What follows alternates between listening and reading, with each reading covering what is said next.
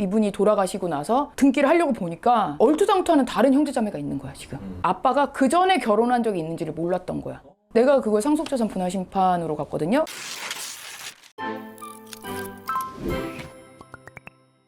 안녕하세요. 여러분의 상속메이트 최혜리 변호사입니다. 오늘 준비한 영상은 유류분의 기초 지식을 딱 2편에 걸쳐서 제가 말씀드릴 건데 꼭 시청 끝까지 해주시길 바랄게요. 첫 번째로 유류분 소송은 언제 이제 만들어진 거냐면 1977년에 상속이 주로 장남에게만 이루어지고 그런 사회적 분위기 때문에 이거는 너무 불공정하다 해서 만들어진 것이 유류분 반환 청구권이라는 권리가 생긴 거예요. 그러면 유류분은 얼만큼 받는 것이냐? 요거는 민법 1112조에 나와 있습니다. 제가 1112조 말씀드리면요. 상속인의 유류분은 다음 각호에 의한다. 1호 피상속인의 직계 비속은 그 법정 상속분의 2분의 1. 2호 피상속인의 배우자는 그 법정 상속분의 2분의 1. 3호 피상속인의 직계 존속은 그 법정 상속분의 3분의 1입니다. 네 번째 피상속인의 형제 자매는 그 법정 상속분의 3분의 1. 피상속인 즉 망인의 의사에 따라서 미리 증여된 재산이 있거나 유증된 재산이 있으면 다른 상속인은 자신의 법정 상속분의 2분의 1 혹은 3분의 1을 가져갈 수 있다는 거예요. 근데 요즘에 그 얘기 많잖아요. 유류분 없어진다. 어느 부분이 없어지는 건지 제가 말씀드릴게요. 바로 제 1112조의 제 4호가 없어지는 것이거든요. 그럼 그 4호가 아까 뭐였어요? 피상속인의 형제 자매는 그 법정 상속분의 3분의 1만큼 유류분 반환 청구권을 행사할 수 있다는 거죠. 그게 없어진다는 거예요. 형제가 사라진다는 게 요즘에는 형제한테 그냥 다 주는 사람도 많으니까 굳이 3분의 1로 하지 말자 이런. 아니 그러니까 아예 형제들 사이에서는 유류분 반환 청구 소송을 못하게 한 거예요. 개정 안의 뜻은. 그러니까 지금 이거는 독신 가구만 해당하거든요. 상속인이 되어야만 할 수 있는 게 유류분 반환 청구 소송이잖아요.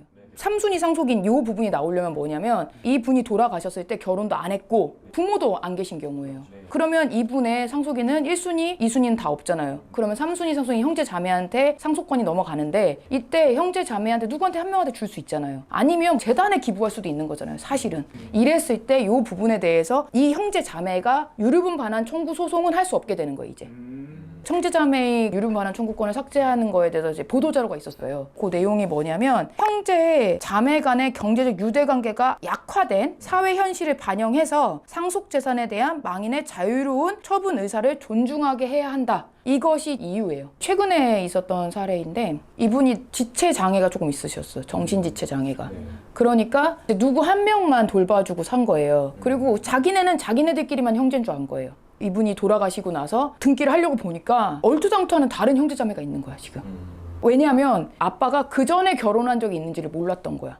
내가 그걸 상속재산 분할심판으로 갔거든요. 왜냐면 이런 사람이 있을지도 몰랐으니까. 아예 생판 남인 거잖아요. 우리는 당연히 정신지체이신 분을 얼마나 모셨겠어요. 잘. 그러니까 그렇게 뭐가 있겠죠. 그런데도 불구하고 심판을 갔는데 상대방들이 나왔어요. 몇 명이. 근데 나쁜 사람은 좀 되고 싶지 않았나 봐. 그러니까 공평하게 해주세요. 이렇게 얘기한다고.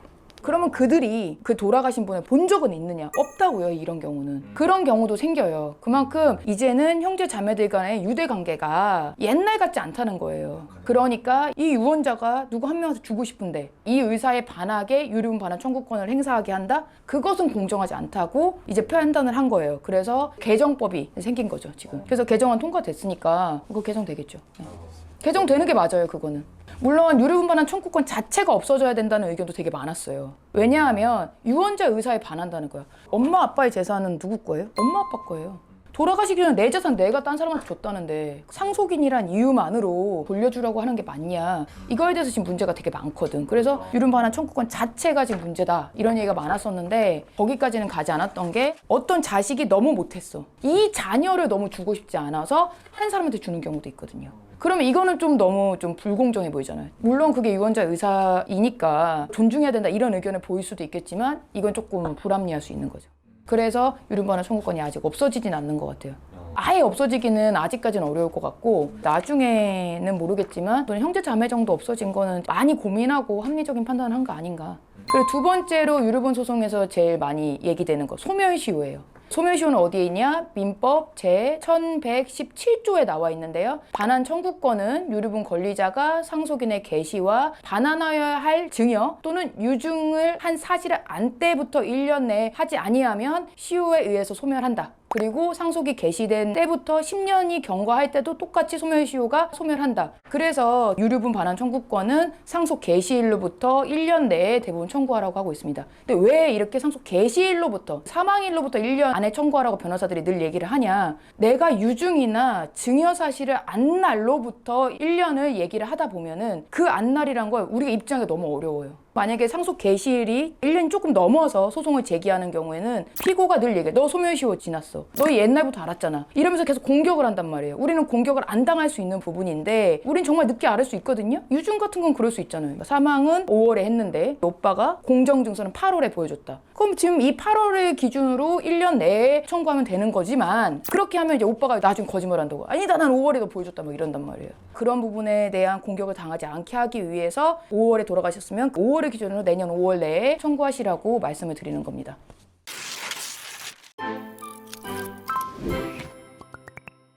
이 편 영상도 기대해 주시고요. 구독과 좋아요 눌러주세요. 감사합니다.